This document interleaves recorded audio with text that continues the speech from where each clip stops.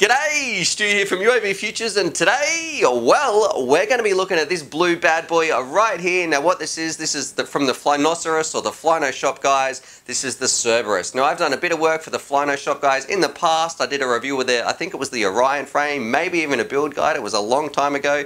I'll leave a link to that up here if you want to check that out. But what we're going to be looking at today, this is the 5-inch racer. This is the Cerberus, and I've got to say, this is definitely a very, very interesting looking quad. So what we're going to be doing in this video, we're going to be sticking it on the bench, breaking it down, seeing how it comes, looking at its components and some of the very interesting different things about this frame. And then in part 2, we'll be taking it out to the field, ripping some packs through it, and also checking out what Grumpy Trev thinks as well. Anyway, enough rambling from me. Let's stick it on the bench and get started. Okie dokie. Alright, so here it is on the bench, and the first thing that I'm going to do, I'm going to flash some pictures up on the screen because I really like quads that look differently. I know looks aren't everything, but it's nice to have a quad that sort of stands out a little bit, and I think that's definitely something that this quad's got going for it. So I really like that in the Chameleon, and I'm probably going to find a few similarities between the Cerberus and also the Chameleon.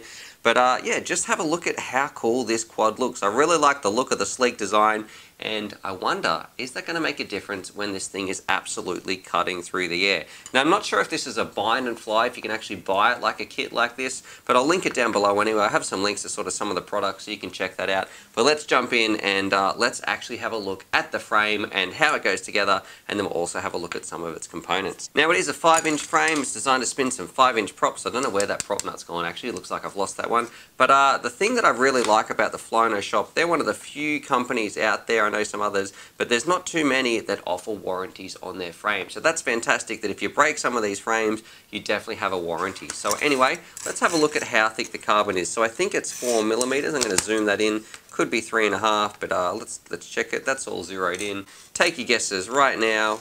It's coming in at... yeah, oh, hang on. Hopefully you guys can see that. I wonder if that's in focus. It is a 3.5mm frame there. I think that's fine, a 3.5mm frame, especially with a warranty. You don't need to worry about breaking it too much, because if you do, well, you've got a bit of a backup plan. Alrighty, now very quickly, let's go over how the quad's actually been put together, so the way mine came. So on the outside we've got some Cyclone props, and underneath this should be absolutely hammering along. We've got some of the red bottoms right here, the race spec version. We've got some Acon 30 amp BOHeli ESCs right here, ready to rock and roll. I do like the nice little TPU printed mount that you've got right there. I think that's great. That's going to really hold your ESCs nice and snug in place. But is that extra weight? I'd be fine if it just had a bit of black electrical tape as well. And then moving on towards the middle, this is where we've got some of the good parts. Now, in order to show you that, I might show you my favorite feature about this frame, and that is how easy this is to actually take this top pod off, because it really feels like it's a solid piece, because you've got these two solid pieces of carbon that go through the middle right here, and some TPU in between. But despite all that, I really like this feature. So check this out. At the front right here, you've got these two little latches, and they simply slide in, and then to get that off, all you have to do, you've got, wrong tool, you just unscrew these two screws right here at the back. So we'll take those out right now, and then you guys will be able to see what I'm talking about. So we'll unscrew these two, and this is going to make your field repairs so easy, because I know there's nothing worse than breaking something at the field and it being extremely difficult to do that. Once that's done, this whole top plate can slide forwards. Hopefully this is as easy as I hope it's going to be. This part can slide forwards, excuse me. There we go, and that's it. Those two screws, that is it for your frame. That is what's holding it in, but it doesn't feel like it's going to go anywhere because of these big hooks at the front, and that's still some pretty chunky carbon there. Like these are, I think those parts actually are 4mm, so let's zero this off. Take your guesses. Yeah, so those parts are coming in at 4mm right here, so that part's not going to be breaking, and that's really going to hold it nice and snug, nice and secure. So that actually is my favorite thing about this frame. Those two screws at the back and some ingenious ways of putting this together really show that there's some thinking behind it and how easy it is just to pop off the canopy, do a bit of work, and then put it on and keep going. Now in my build, I've got the Cyclone Fly Controller. There's a special PDB in the bottom, a Flynoshop PDB. Mine came with a run cam right here, one of the Swifts, and I had to put my own receiver in. And this is one part I wasn't the biggest fan of, because, look, I fly around with the Turnigy Evolution, and I really like that radio, but I really dislike the size of the receiver right here.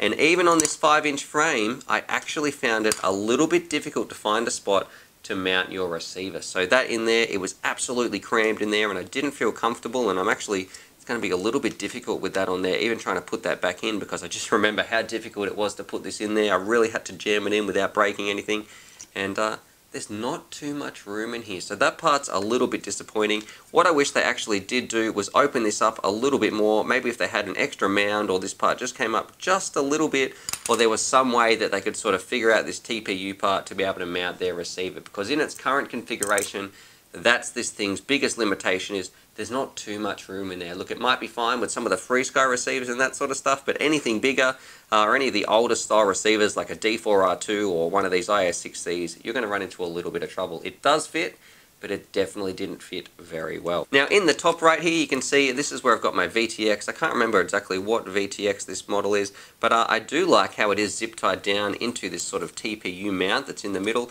So that thing's pretty cool. I like how you've got your TPU connector right here at the back.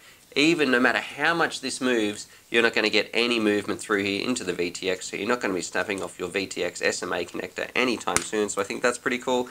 And then the other part I wanted to mention is, well actually two parts, but it's all about the camera experience. So when this is actually on the front, this slides back, you can see, there we go, actually that fitted quite nicely. I'm very happy that I got that back on, but this camera at the front, I do wish that the TPU mount came out just a little bit more, so that way, look, and I'm sure this would be an easy fix for the guys over there. All they'd have to do is reprint some of the front mounts. I do wish that this part came out a little bit more to protect your camera just a little bit, because in a full-on head-on crash, if you really got unlucky and hit a pole, you're asking for some trouble to break this lens. Look, you'd have to be unlucky, but I think it's something you could fix with a little bit of an extra TPU sort of buffer around here. Now speaking of the camera, I know this is one thing you guys are going to say, Stuart, that's great, but how do I mount my GoPro on that? Because that's what, look, honestly, that's one of the best things I love about 5 inches. You can get some of that juicy HD footage, but this thing would be an absolute nightmare if you didn't have the right mount. So you can get one of these as well. This is a little TPU printed sort of snug fit little piece right here. That simply clips on, you screw it in, and you do, right, it looks like you can run some cable ties through the back right here to secure it even more, because you've got some tiny little holes here in the TPU. Put that together, and then your sessions should fit very, very nicely in here. I don't know if they've got some different mounts or anything like that. I'll leave some links down below to the actual TPU mounts as well, but I do like how that goes on here, and I don't think that that's going to cause too many issues. I think that's very well centered in the middle of the craft, and yeah, I think we should be getting some good FPV experiences and some good HD experiences, but you know, it's a little bit tricky if you don't have one of these. I don't think you're going to have a good time mounting your GoPro. Now flipping it over, you can see, of course, it is one solid base plate, very, very strong. We do have some printed TPU mounts on the outside to sort of protect it. And overall, I just think this thing is going to be a bit of a beast when it's flying around. It is reminding me of the Chameleon, and that's mainly because of its weight, which is what we should do now. Let's stick it on the scales, find out how much it weighs. So I've got my, my new scales right here, so take your guesses. It does feel a little bit heavier, and remember we've got a lot of TPU in here, so we don't have a top plate, but we do have some thick carbon. So I'm going to guess this quad is 400 grams, 350 to 400 grams. Oh, I better make sure that nothing's resting on the outside. Bear with me. There we go. So nothing actually is resting.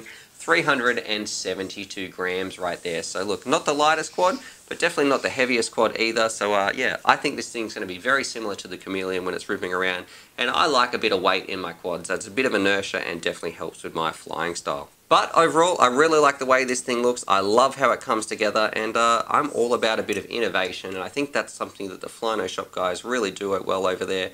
And trying some things out with a bit more TPU. I might take these mounts off actually, because look, I'm not too concerned with protecting these motors. I haven't bunged up too many motors in all of my crashes because I do a lot of grass flying, and that should drop the weight a little bit more, but I think this thing's going to be a ton of fun to fly around. I'll drop some links down below too, because I'm not 100% sure on what colors you can get, but definitely check that out, because it is one of the best looking quads that I've seen. It's right up there with something that looks very, very interesting, a bit unique, but still very, very practical. Alrighty, so there it is. There's my part 1 review of the Cerberus from the Flynoshop. I'll link it down below, and I really like, my favorite thing about this frame is just how well that top part can get on and off. It seems super rigid and really, really robust, but also really easy if you need to take the top canopy off and do any work. Now, the one issue I did have with this frame is it's going to be interesting when I mount the GoPro mount, which I've got right here. So it's going to be interesting when I mount that. Is that going to get ripped off if I don't put it on correctly? And also, it was a little bit difficult putting that receiver in here. So definitely,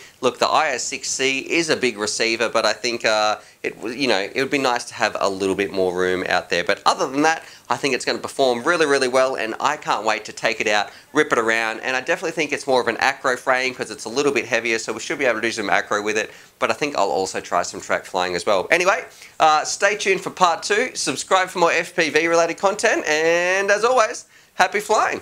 Alrighty, so hopefully you guys enjoyed that video. Definitely subscribe if you're new to the channel and check out these videos. And I'm also going to leave a little link here to my Patreon page because I've got some fantastic Patreon supporters and I like to give back to them as well. So if you want to join the UAVfutures family, there's things like bonus Velcro straps, little bundles of FPV goodies and things like that that also get sent out. Anyway, happy flying.